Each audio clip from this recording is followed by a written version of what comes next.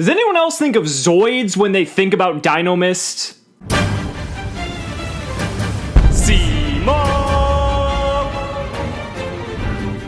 What's going on, guys? It's Simo, and I think one of the biggest takeaways and biggest highlights of YCS Pittsburgh was Grant Williams, the Dinomist player, who took his Dinomist deck and went 7-1 on the first day of YCS Pittsburgh and actually made it to day 2. And this is amongst just the overwhelming dominance of Zodiac and pure Zodiac, true Zodiac, Kaiju Zodiac. It was just a Zodiac fest. I mean, you could say it was a real zoo.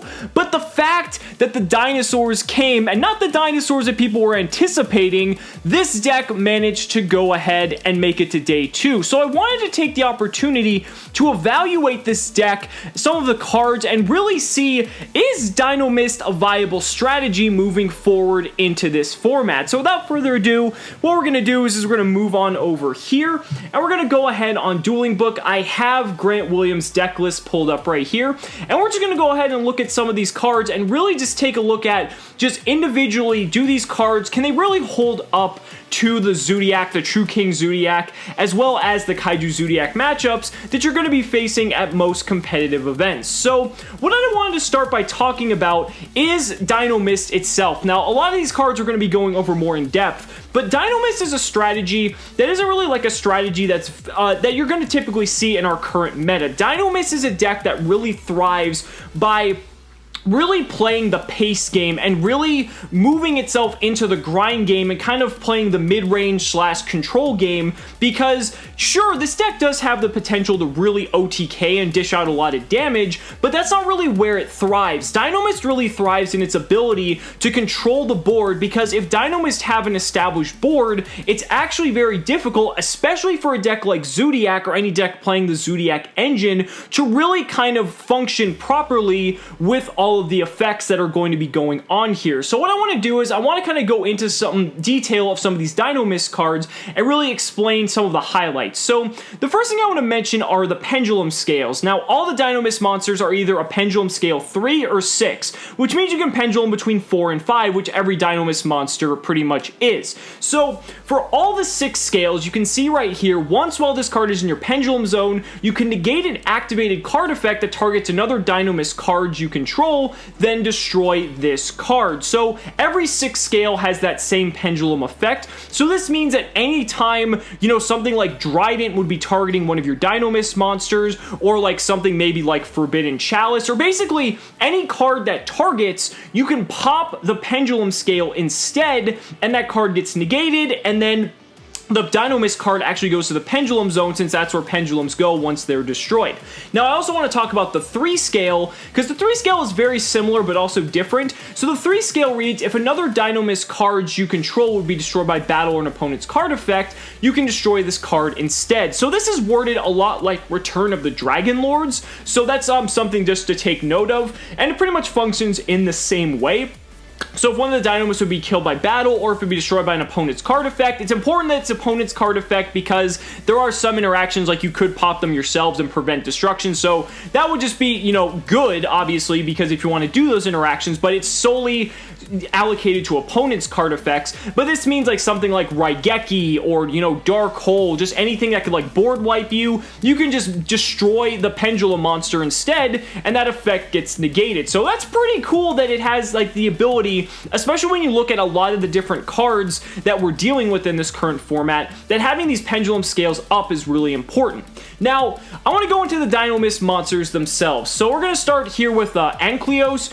Its effect is banish any monster destroyed by battle with a Dinomist monster you control. That could be somewhat relevant. I mean, if you're talking about like banishing something like a Rat Pierre, or I mean like maybe a Norden if it managed to stick around on the board, or even if you're banishing like Zodiac monsters, I guess that could be relevant, but this is probably one of the worst effects, I would say, out of the Dinomist cards. Then we have Plesios, which he opted to play a full playset of. This is one of the better ones. What its effect is, all face-up monsters your opponent controls lose 100 attack and defense for each Dinomist card you control. Now note that it says card, so that means any of the continuous spell cards and traps also count towards this. And why I think Plesios is really cool, other than its synergy with a card like Ragnazero here, but what's cool about it is because Zodiac has a deck of such small monsters, having something like Plesios to make them even smaller. Zodiac already struggled to get over big monsters in general, so what's cool is with Plesios, you're already making their small monsters even smaller, and then you've got these monsters that have 1700, 1800, you know, attack, that they're going to have difficulty even getting over those. So that's really cool. It's also level 4, so I mean, it's, you know, pretty basic right there. Then we have Dinomist Terran. Now, Terran is probably one of the best ones because when it destroys an opponent's monster by battle, you get to search for any Dinomist card in your deck, which there's a lot of them in here. It's got 1800 attack, it's level 4, so it's pretty much just like your Stratos, if you want to go ahead and call it that. But what's also interesting as well is when it synergizes with other cards that are on the field, this actually makes Terran a very terrifying card, and we'll get into some of those cards later, but being able to search for anything else is very, very important. Then we have Dinomist Rex. Rex is okay. It's got 2400 attack. It's level 5. Again, remember you can Pendulum summon these out, so you don't have to really worry too much about Tribute summoning. You can just pop it in its Pendulum scale and then Pendulum it back out. But Rex has the effect that if it attacks, during the end of the damage step, you can tribute another Dinomist monster, and then it can either make a second attack, or you can basically use like an Erebus type effect, where you can shuffle either a random card out of your opponent's hand, or a card of your choosing on their side of the field back into their deck, and then it gains 100 attack. So Rex is okay, but I mean, it's kind of like just, it feels like a little niche role if you need that sort of removal. Then we have Dinomist Spinos. Now, Spinos is really cool because you can tribute one other Dinomist monster, then activate one of these effects. This card can attack your opponent directly, keep in mind it has 2500 attack, and then second, this card can make a second attack during each battle phase. Now, note that Spinos doesn't say you can only tribute and use one of these effects once per turn.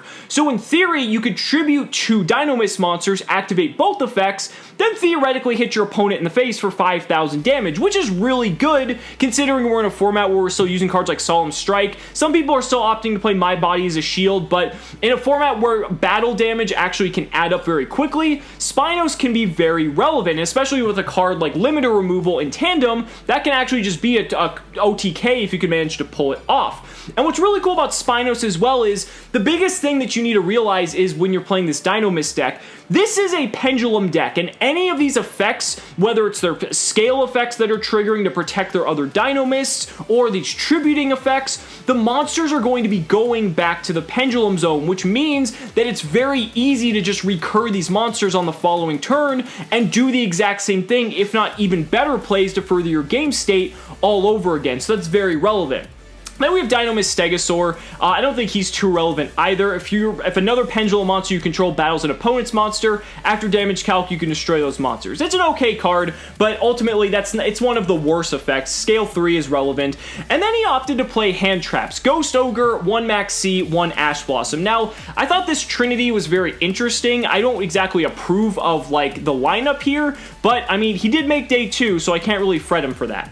Now, I want to move on to the other Dinomist cards. Now, you have to think in tandem these synergies here of what the deck can really do. So, Dynamic Power Load, it's a field spell card that says all Dinomist monsters on the field gain 300 attack and defense. Not too relevant, you know, you're maybe putting Dinomist Terran up to 21. You know, you've got some pretty significant things. Spinos becomes 28, that becomes 5600 direct. So that can be somewhat relevant, but more importantly, if a Dinomist monster you control battles, your opponent cannot activate cards or effects until the end of the damage step. So it's basically Armandes or Utopia the Lightning, whichever you prefer. Now, this is really relevant for a couple of reasons. First off, this means that your opponent's Zodiac player cannot use Whiptail's effect, either like in the battle step when the attack is declared, or in the damage step to banish the monster. That's very relevant for keeping your board presence, but also outing a card like Whiptail that can be a very pain in the ass card to deal with. That also means that you can deal with stuff. They can't activate Solemn Strike to try to like strike your Terran, because Terran activates in the damage step, so technically you could try to strike the Terran to negate its effect, but with Power Load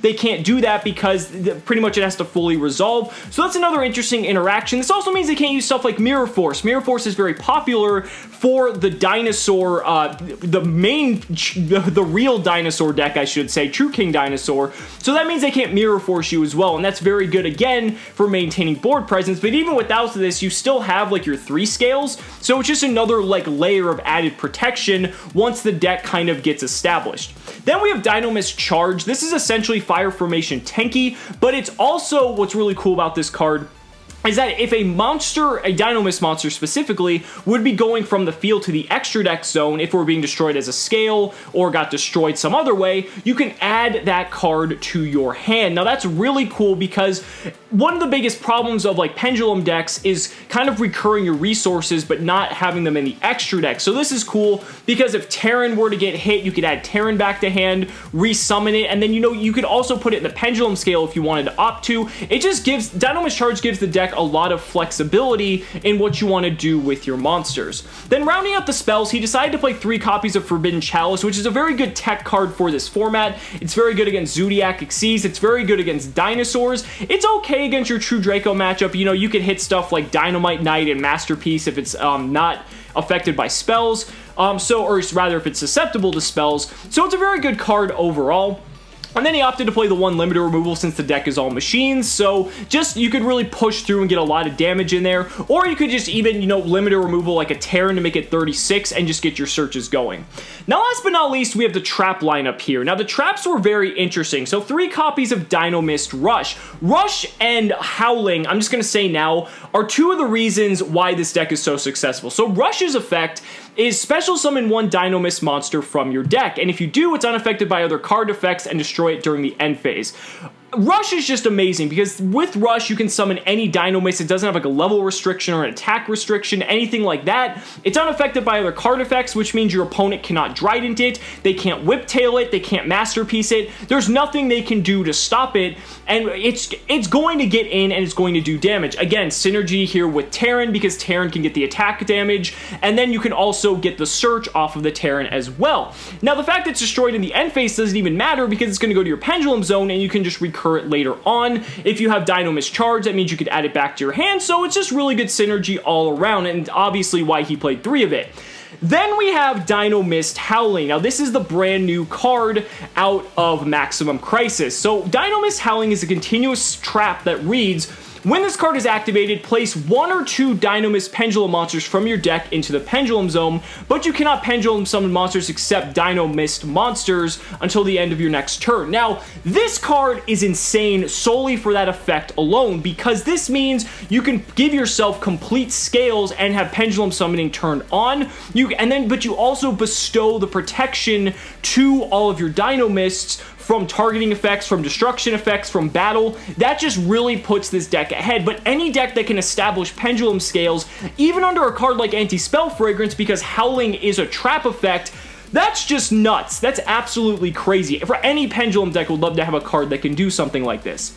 But then if that weren't enough, if this card, once per turn, if this card's already face up on your spell and trap zone, you can tribute 1 Dinomist monster, then target 1 card your opponent controls, return it to the hand. So it essentially turns all of your Dinomist monsters into Magispector, Unicorn, Kirin, and that's just nutty. And what's really cool is if you have multiple copies of Howling on the field, you can use this effect multiple times in a turn because it's not a hard once per turn. So that's just crazy. Then we've also got the Horn of Heavens, we've got the Lost Winds, the Quaking Mirror Forces, Strike Warning, just really everything you would want in a deck.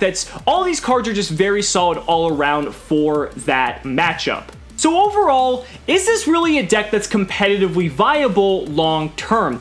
And the answer is, I don't really necessarily think so. Now, don't get me wrong, I really understand some of the interactions here, like why this deck has good matchups against Zoodiac specifically, and like he was saying in his deck profile, if you're just playing nothing but Zoodiac, then you actually have a fairly decent matchup throughout the entire tournament. But when it comes to some of your other matchups, like pure True Draco will just like utterly slaughter this deck. That's why he teched it out with like Horn of Heaven, because you just really need cards like this to stop something like Masterpiece. Masterpiece just is a lot of trouble for this deck in general, but overall, I just really don't think it's really not that Zoodiac is so far ahead when it comes to consistency right now that it's really hard to say that, this is going to be an extremely viable option. At the very least, I would say that this is probably a very good budget option that you could play, but only in a meta that's entirely comprised of Zoodiac. So that's something that I would definitely heed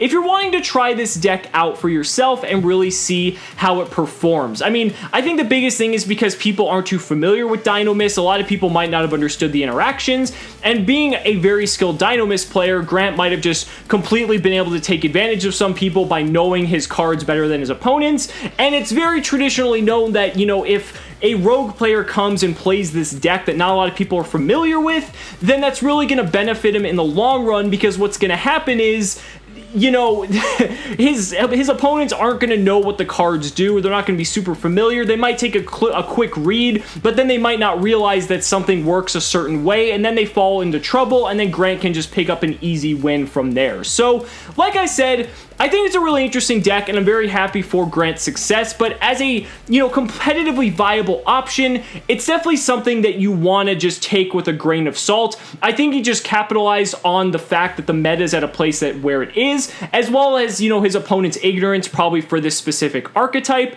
and combine that with the fact that, you know, the deck does have a very solid, you know, anti-meta pick against Zoodiac because of the way the cards interact, but Zoodiac's just way more consistent than this, and it's really something that you're trying to play a pace deck against a deck that can easily draw you 4 to 6 cards going first, so it's really hard to justify highly recommending something like this unless it's like the extreme hard counter that you're going to, like, you know, kind of something like, you know, looking at Evil Swarm versus like Dragon Ruler, something like that. You know, you need something that's going to definitively say, like, here is the meta, and here is, like, if you don't want to play meta, here is your option. But guys, those are just my thoughts. Let me know down in the comments what you guys think about Dinomist as a whole, and if you think they are viable. I'd really love to hear your thoughts. Thank you guys so much for watching the video. Be sure to like the video as always. Subscribe to the channel for more amazing Yu-Gi-Oh content, and if you enjoyed this video, be sure to back me on Patreon, because just by pledging only $1 a month, you're investing in my ability to continue bringing you amazing Yu-Gi-Oh content. So thanks so much again, and we'll see you next time.